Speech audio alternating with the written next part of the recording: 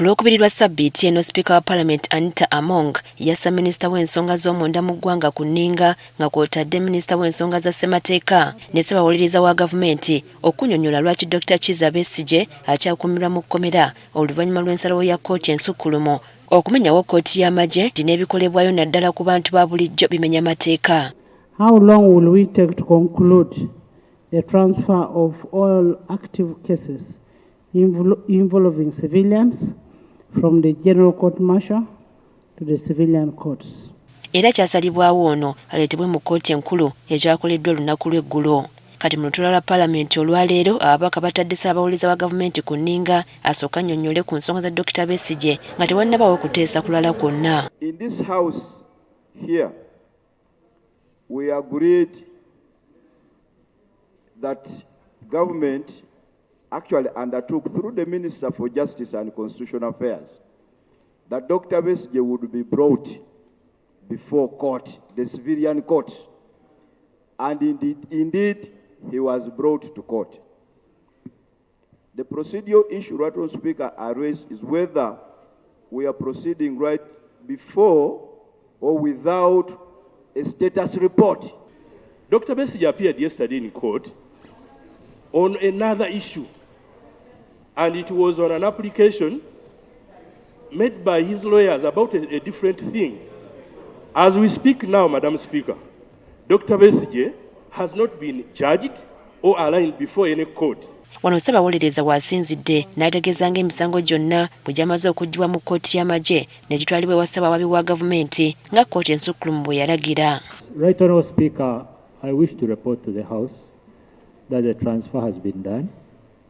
Now, I humbly request that you allow the technical people look through the files and advise on the next step of action.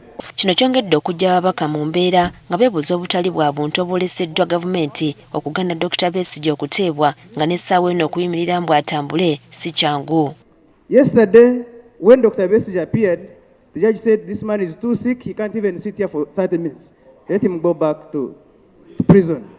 Today, he could not even make it to court in another court at Uganda Road, and the magistrate had to step trial for 2 months because he cannot appear in court. Yesterday, he was able to be there for 20 minutes. Today, he could not appear.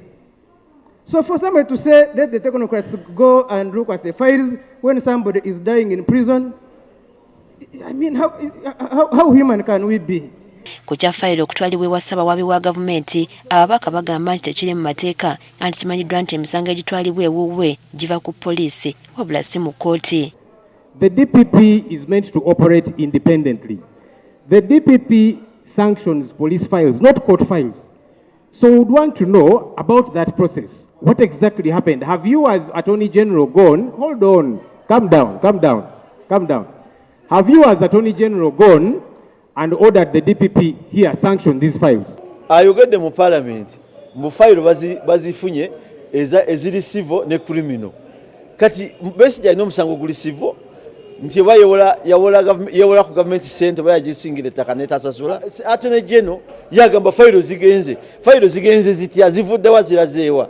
Kyekibuuzo DPP azifunye atya? Kwa DPP tasobola kufuna file eva mu court martial.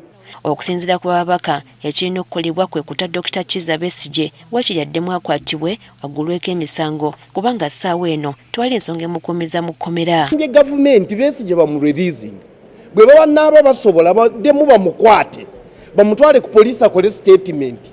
Bwamala kola statement poliisi ekole file egitwale wa DPP eteeka bwetyo bwerigamba. N'okutuusa kati tekinnamanyikibwa ddi abaali bavunaanibwa mu kkooti y'amagye lwe banaatwalibwa mu kkooti z'abantu ba bulijjo nga kkooti ensukkulumu bwe yalagira. Priska Namulema agafeeyo ku Spark TV.